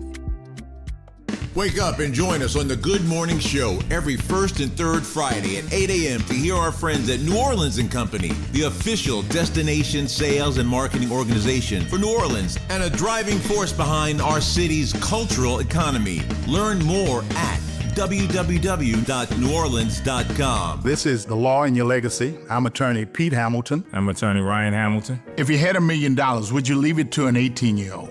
Hopefully not, but that's exactly what can happen with a simple will. The money goes straight to your kids when they hit the legal age, no guardrails. A trust lets you control when and how they receive their inheritance. You can set ages, milestones, or even make sure they finish school first. Give them security, not a spending spree. This is not legal advice. That's just a tip brought to you by Liberty Bank and Trust. For more information, go to libertybank.net or contact us at 504-915-5016. Making a difference in the community. WBOK 1230 AM. Here we go. The reality check on WBOK 1230 AM. All right, folks, welcome back. Well, welcome back. Gerard Stevens with you. The extravagant one is with us. The extravagant one. Yes, she is. The thesaurus is really, I'm trying to really expand hard. it just a little bit more today. Mm-hmm. We're all trying to be better. There we go. There we go. Mr. Harrow. Yeah, I'm sitting here listening to all this going on, but I said, Are you in jail? Where are you? I'm in Spring, Texas, sitting inside of a house that we picked up from our corporation picked up from the banks, and we had open house last Sunday, and we're going to have open house again. This is a real nice house. Hold on 1 minute. Let me explain something to folks. See, you got a whole lot of money when the bank call you to take up on the houses, because banks don't like to have houses on their list. They want to sell you the house. They don't want to own the house. So you got a whole lot of money when the bank call you to tell you to come get this house. Okay, go ahead on. We listening. No, the thing of it is, in life, is having connections. Okay. Now, when your house goes in foreclosure, if it goes in foreclosure, everybody in the world knows it because, you surf the internet and you bid. And, that's one way it goes. But I want to apologize to Miss McNair of that judge whoever it was finding her $1,000. I would like to find where he is and have him reprimanded. But on this clothing situation, my wife and I, we fly a little bit. And I think I was in an airport in Denver. And this black young lady that I have a Toyota sitting outside the car. She was big as my Toyota. She had on a short dress and flip-flops flying on the airline. So anyway, I never will forget that out of my mind. And you have to have dress code. Years ago, when I was in high school, and that was years ago, my sister was in the yearbook as being one of the best dressed in school. So anyway, she was dressed like she was going to church. So anyway, the conversations are really good. And I listened to you with your CPA the other day, and he was quite good. So I've got more compliments on that show from folks. We got more compliments on that show. More people. I got a text on it today from somebody that was just listening to it saying they really enjoyed it. So we got to invite him back to come back again. Well, if you all get together, you could change the landscape, change the whole situation there if you bring the right people together and do things. But what I wanted to say is, first of all, I got the schedule of rents from Los Angeles today and the schedule of rents here in Houston. So I just wanted to say, if you have a bedroom in Los Angeles, you could rent one of your bedrooms out for $1,531 for the rent. You said a bedroom. Say that again? You said a bedroom. A bed. Say you live in a house house in Los Angeles, and you want to rent a bed, one of your bedrooms to somebody. Section 8 would pay you $1,531 for that person to live in the bedroom. Oh, wow. Hello? Yeah, that's pretty much what the rate is here as well on a 3-bedroom, 2-bath in That's the New house. Orleans. No, this is Oh, just that's the a bed. house. That's the bedroom. Oh, okay. He's just talking about a this is bedroom. a bedroom in your house. Oh, okay. A bedroom in the house. Oh, gotcha. Okay. Okay, no, it's not. I know it's not like that there. And for a single, it's $2,041, and for a 1-bedroom, it's $2,700. A 3-bedroom is $3,668. So what I'd like to try to communicate, and I'm getting close to being a senior. First of all, Miss McNair, the other day, and I think I told you, one of the youngest persons in our family, 27 years old, she passed the California State Bar. And we have 7 attorneys in the family. And one of them, I know you, I'm not going to mention the name, but I know you know. You have to know. So much for that. But back to the real estate. I love real estate. And the key thing is management. This house that I'm sitting in right now, if you don't cut your grass, the association will have somebody come by and cut your grass, and they will send you a bill. In Palos Verdes, California, you cannot change the exterior paint on your house before you go before a board. I have a cousin that lives in a Midwest community, and you cannot allow your car to stand on your own driveway too many days, a non-operating car. Now, I was in New Orleans in 2007. I think it was my first time there. And I went down to your code enforcement. And from my opinion, they didn't have a clue as to what they were doing. So what I'm saying is the key to everything is management. We pick up properties and we turn them over to a management company. And I don't understand landlords that don't keep up their property. And in Los Angeles, if there's criminal activity going on in a complex, they will confiscate the property. They warn the owner, but they will confiscate the property. So anyway, what I'm saying is I love being a landlord, but you have to have management. And the city has a lot to do with that. And I don't understand landlords that will not fix their properties where the people can have a decent place to live. Now here, I'm 30 miles, I think, from downtown Houston. And here they have, I think, 50,000 people that are unhoused. I think you can check me on that.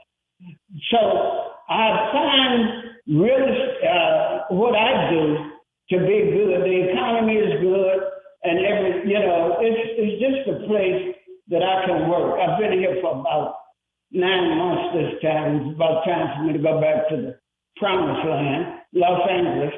But your problems are with management. And if you develop a complex and you're going to rent it to people, you have classes, and if they're not accustomed to living like they should, you have them and you tell them what's expected of them. You inspect the properties, and if you find that they're not doing what they should, then you evict. But I don't, there are 2 sides to the story as far as rentals are concerned, as far as communities are concerned. So Real estate is, I've said this before, and I repeat the same thing.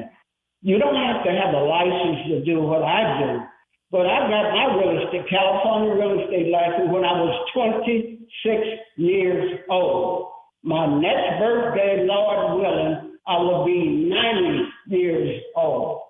And I love real estate. I think it's good for women that are retired, women that don't have anything to do. It's the best thing you can do. What I do is I have conversations and sign paper. That's it. So, and it's something you can learn. And the key thing I want to say is management, and you can do it. So I think that's about it. Miss McNair, I really like you assisted Gerod, and when he grows up, he should be okay. When I grow up, yes, indeed. Well, thank you for calling, Mr. Harrell. Always a pleasure. I'm going with you. I got you. Okay. Thank you, sir. All right. You know, that goes back to what we discussed at the top of the hour. Basically, you know, we do need more stringent code enforcement to make sure that our property stock is not deteriorating. We need to screen the people who are buying these large-scale apartment complexes to make sure that they're not just buying it for a tax write-off. They really do have an interest in providing good quality, safe housing for the people. I also want to say Hano does a horrible job because most of those apartment complexes in the East, they're just giving them a passing annual inspection on each unit every year. And those units are not livable. They do not meet HUD standards. They should not get a passing score. So Hano is just passing them. Hano needs to do better. They are a horrible housing authority. And they also contribute to the deteriorating housing stock that but we have. you know what gets to me to the point where I don't know no other way to say it. I've been fighting this entire show not to say this, but I gotta say it. And that housing stock that we're talking about, I mean, we can name the apartment complex, or should I say apartment complexes, that are just slums. They're slums. And the thing about it is... But hold on, the part that gets to me. That ain't the part. Okay, what gets to you? The part that gets to me is that these are white guys that live in other parts of the world. Yes. That don't live here. That just say, oh, okay, cool. I ain't got to do nothing. I'll just pay for it. Mark Silber. And then they don't even pay the bills and don't care about those Mark people. Silber belonged to this Rhodium Capital Investments Company. It is a national corporation. Look it up. billion-dollar corporation. It's an investment firm. And everywhere they go, they would open these RH entities. And each one of the housing complexes was like RH Copper Creek, RH Wind Run, RH whatever, okay? RH, whatever the name of the apartment complex was. Mm-hmm. He was in New York, okay, as the owner of these properties, hired Dasman. They were in the same building in New York to manage these properties here in New Orleans. He ended up going to federal prison because of his fraudulent practices in New Jersey. But this is the kind of people that we are giving a pass to be apartment complex owners here, and we're slapping them with $50,000 fines, which are meaningless. The city has to do a better job with code enforcement. And Hano, shame on you for passing these units that are unlivable. You have people living in third world conditions get on Section 8. You're supposed to be the gatekeeper. You're supposed to make these apartment complex owners have these people in safe, livable, sanitary housing. You're the one that's supposed to be responsible for making sure HUD regulations are followed, and you're just passing them. Yeah. You know, that's a shame. That's not what you're there for. Nope. All right, y'all, we got to take another break. We'll take a break here. We'll come back. Miss Margie, hold on. We're coming right back here in just a minute and make sure we get you on the air here. Let's take this break. There's more to come. Get your call in too. 504-582-9422.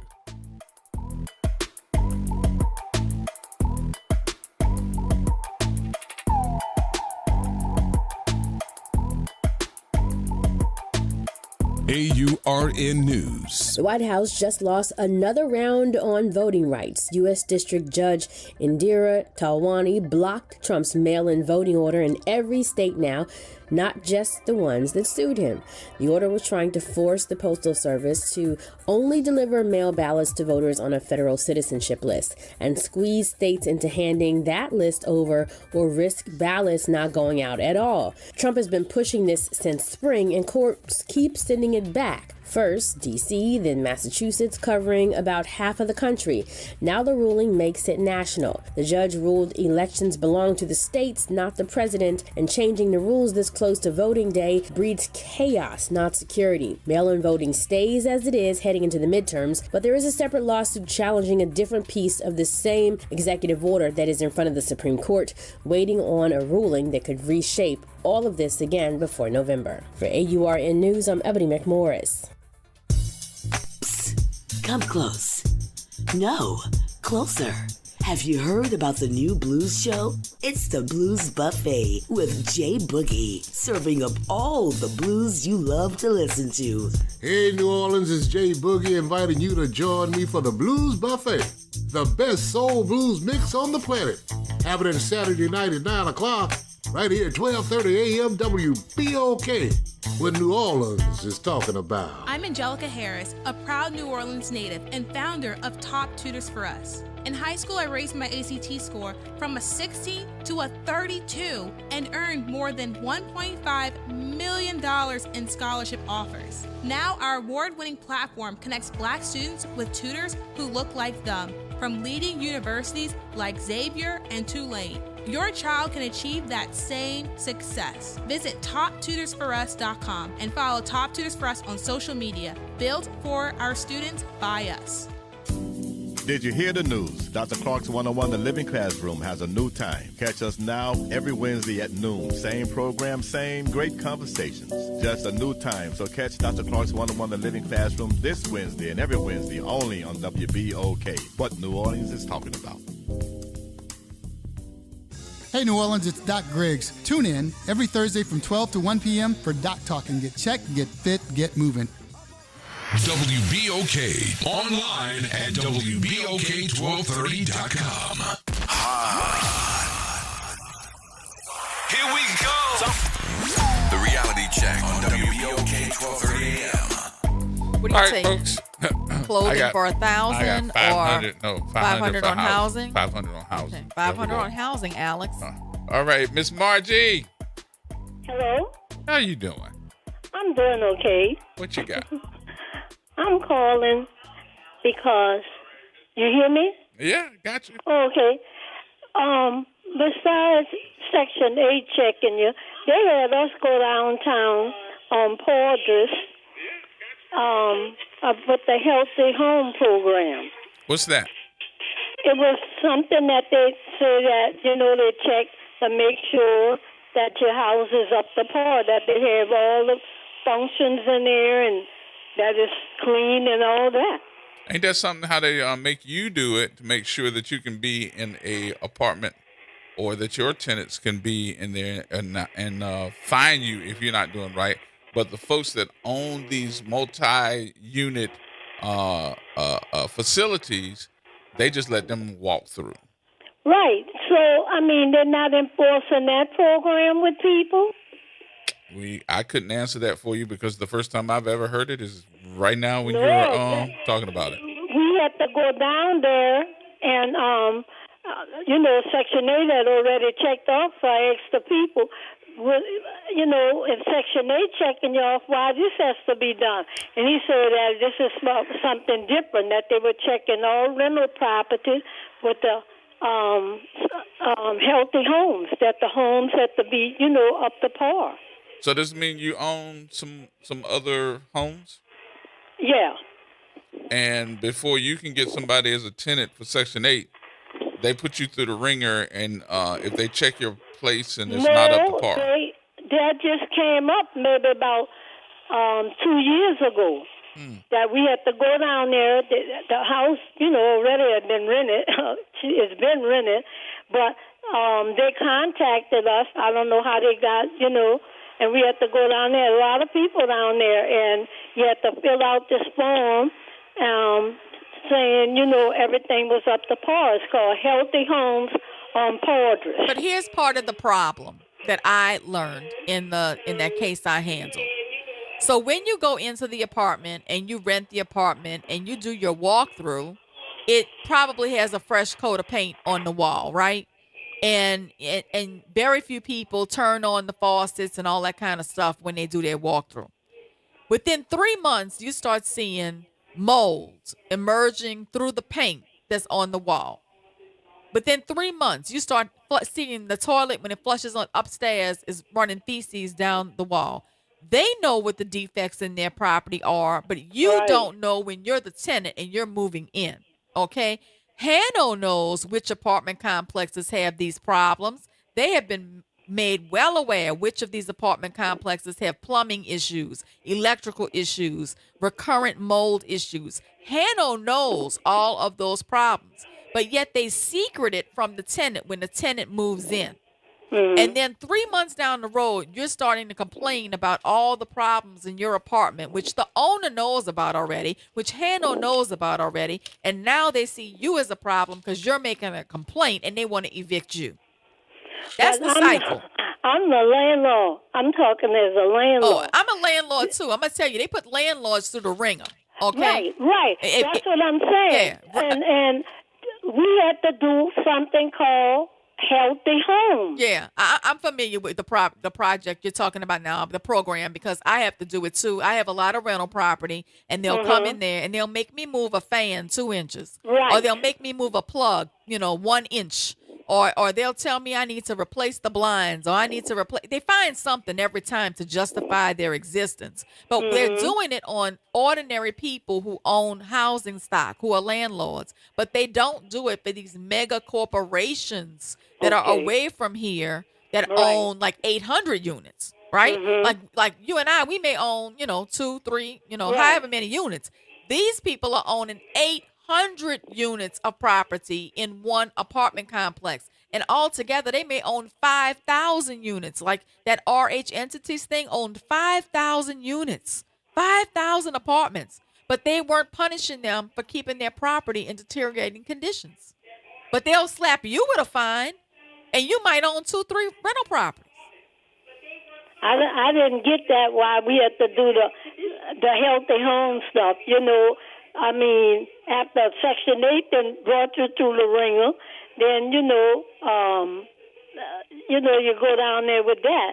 And the man is saying it wasn't nothing connected with Section 8. That was something different. All homes had to be healthy, I guess, Did you ask him? Yeah. And everything was up to par. It was the phone. Suzette will tell you, since she knew about the program, it's on Powdress. Did you have to pay anything else? No. Okay. No. But, it's something that they had started with the healthy home stuff 2 years ago. But it delayed you. Right. So you couldn't let nobody in there until you went through the program. Oh, no, we already had somebody in the house. Oh, really? The house was already rented and everything was fine, but this just something that they said we had to do, healthy homes. Yeah. I'm sorry to hear that. I don't know what it is either. I never heard the program. You never heard of it? You heard that program? She said she never heard of it? I have a property management company that manages all my property for me. So I'm sure they're the ones that are involved in the program on a day-to-day basis when we're, taking in a new tenant. Because I don't do it myself anymore. But I do know that it's a shame that the average landlord who might own a few properties gets treated like that. But these mega corporations get held to a lower standard. Yeah. Thanks for taking my call, but I was listening, because we was like, what is this about? We wasn't, sure, because we know other people own property too, and Healthy Homes. I gotta look that up. It's on Powdress. Yeah, I gotta look that up. Okay. I'll look it up. Maybe even make that a priority to have some conversation about it too. So Yeah, we'll see. it's like a double check. It's like a double check. But it might be something that's needed. But again, it might not be. So we'll see. Right. Thank you, Miss Margie. Okay. Bye-bye. Have a good weekend. Bye-bye. I never heard of that program. I didn't even know that program existed. Healthy Homes. We'll look at it. Something I need to talk about before we go, because we got to get out of here in the top of the hour. At the end of this month, we're about 2 weeks away because this weekend is going to be the 15th. Can you believe that? This year is flying by so fast. I will be the MC for the NAACP's Legacy President's Breakfast. Instead of doing the nighttime, decided they want to do it in the first of the morning, about 9 o'clock at the Hilton Riverwalk. It's going to be on the 3rd floor. We'll have a guest speaker. His name is Troy Carter, the congressman. I will be your host as well. And we'll get a chance to talk about the legacy of some of the living presidents of the NAACP. And hopefully the message that we're going to hear being brought is something that all of us need to really be a part of. I know that some of us, and I'll just say this, that some of us have kind of lost our way with the NAACP because they're expecting them to do some of the civil rights stuff that was done in the past. And I think that our branch was reorganizing and needed to reorganize, especially after Katrina. But it's been 20 years, so we should have some type of reorganization and get involved in community events a little bit more. So that's been the focus of how do we raise the NAACP back up to standards again. And this is why I, number one, wanted to get involved. And I'm trying to bring a lot of my folks that I know that can make some difference with me. I'm not the one that's going to save the day because that's not true. But I'd love to see everybody come together and take part and help them raise some money to do different things. I'm sorry, y'all. It takes money to do different things. Get these tickets today. If you don't have one and you need one, you actually can go on the URL on the ad. I'll be more than happy to put it on my Facebook page, which we did before. You can get on the QR code, or if you need a ticket and you don't want to do all of that, come by the station. Let us know you need to come by the station and pick up one. I've got 20 tickets, and we'll sell you one. The tickets are $100. You know, this is not going to be one that we're not going to do anything. But I will tell you that the tickets are $100, and if you need to get a ticket, I hope that you get more than 2. I hope you get 2, or you get a table. Let us know, because we have meetings every Monday night and discuss this. So I'm expecting too, with all these folks that are running for office, that you all need to have somebody to support you, and as well as knowing who you are, the running, because a lot of folks, there's first-time runners that don't know what they're doing, and that's not a slap in the face. That's that you need a lesson in what you're doing to get to where you need to go. And some of you all that have run for office that are rerunning again, you all need to be seen too, so you can tell the folks what's going to be different with your next campaign instead of this one. Because honestly, I believe, and I think you do too, that the majority of you judges, the district attorney, even though that you're in there, and anybody else that's running for a political office, y'all in trouble. They're coming after you. It may not be your title today, but I can guarantee you it's coming. All right, that's all. I'm off my soapbox, so I'm finished. Come get your tickets, and let's get together.